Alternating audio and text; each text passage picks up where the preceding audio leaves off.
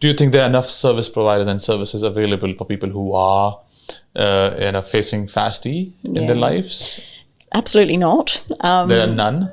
There are virtually none, yes. Certainly specific. Certainly specific. And certainly working with clinicians and health professionals and people delivering services, it's absolutely crucial that they're FASD informed because, for example, clinical interventions around psychology can be really powerful and productive for individuals with FASD. However, if the clinician is unaware of the approaches to take, which need to be quite different, then they're more likely to do harm than good, which is obviously a concern. So because there hasn't been a national prevalence study in Australia, it's really hard to pinpoint exactly how large an issue it is here. But in the specialist population studies that have been carried out in WA, we're looking at 12% and 36% of populations. So it's a major issue in Australia and WA as well.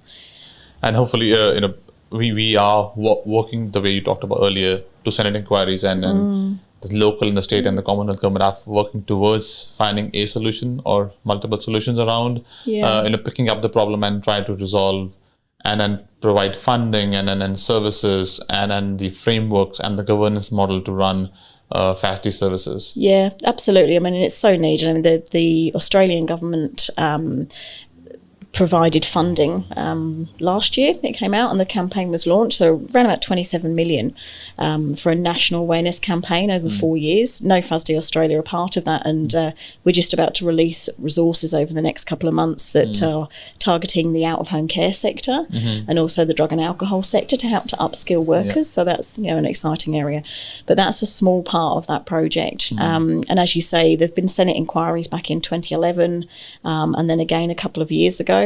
And those recommendations that came out of the most recent Senate inquiry, there were 32 of them, and they really push and talk about screening in the early childhood sector, in the out-of-home care sector and in the justice sectors, because you don't know what you're dealing with or how to support somebody or the level of support that's needed and how many services are needed until you really understand how prevalent a disorder or disability is. I think thanks for sharing. I think it was very knowledgeable for me to understand the real facts and how big the public health challenge FASD is.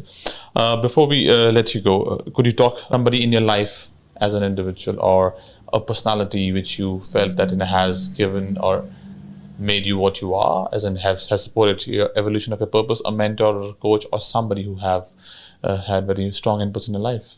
Wow, that's a really interesting question. I think I've been really blessed in my life to have some really strong, sound people to mentor me, without sounding anyway, I'll say it. My mother, who showed love and compassion and care from my early years, still now in my late 40s, has really helped me to model my parenting, I think, and the kindness and respect of showing other people. I've had some really great leaders that I've worked under in different organisations who have really showed me the importance of valuing clients, and something I always knew, but our service, I'm trying to think of the right word, recipients are the people that we provide our services to, and that they have been really impactful in my life. And then I guess when you think about sort of public figures, and there's probably several that I could name, but I won't now, but really I think it comes back to integrity, and it comes back to having a solid base of wanting to make a difference and doing things for a purpose. Lovely. Thanks, Sophie, for the conversation and the experience you have shared today with us. Thank you. Thanks for having me.